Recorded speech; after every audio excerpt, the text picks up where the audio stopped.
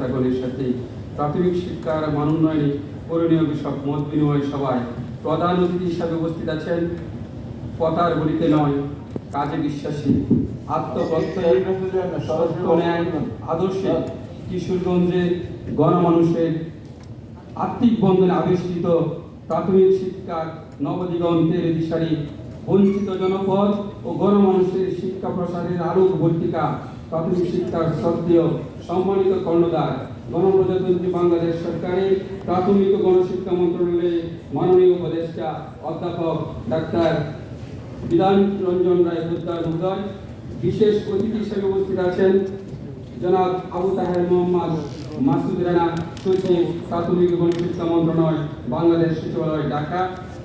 আরও উপস্থিত আছেন জনাব আবুনুর মোহাম্মদ শামসুজ্জামান, মহাপরিচালক প্রাথমিক শিক্ষা অধিদপ্তর সেকশন 2 মিরপুর ঢাকা।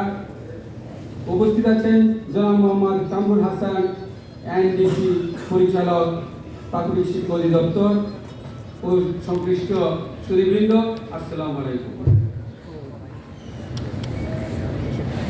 শিক্ষার্থীদের কে কত নাম্বার পেল তার বিষয়ে নয়, সাবলীল পাঠক হিসাবে তৈরি করাই হলো মূল শিক্ষা।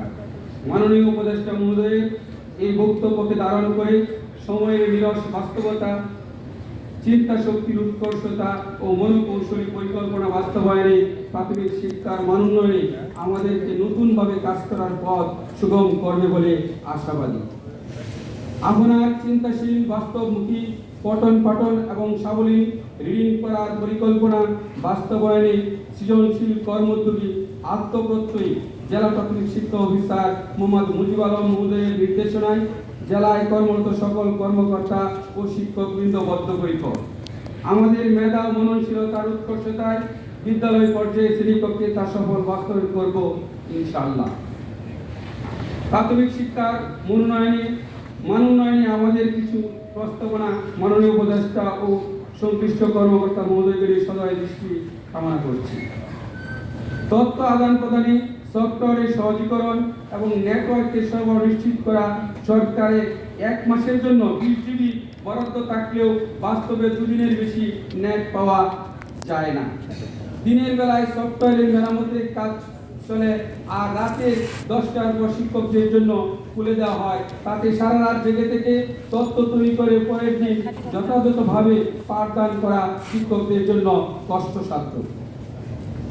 অন্যান্য দপ্তরের অযাচিত কার্যক্রম বাস্তবায়ন করার ফলে পাঠদানের স্বাভাবিক কার্যক্রম বাধাগ্রস্ত হয়। সে সকল কার্যক্রম গৃহীতকরণ করা হলে পঠন পাঠনের সময় বেশি পাবো বলে আমরা আশা করি। প্রধান শিক্ষক চলতি দায়িত্ব সহ প্রমোশন জটিলতার অবসান ঘটে জ্যেষ্ঠতার ভিত্তিতে শূন্যপদে প্রমোশন ত্বরান্বিত করা হলে 32,000 শিক্ষক স্বল্পতা দূর হবে বলে আশা করি।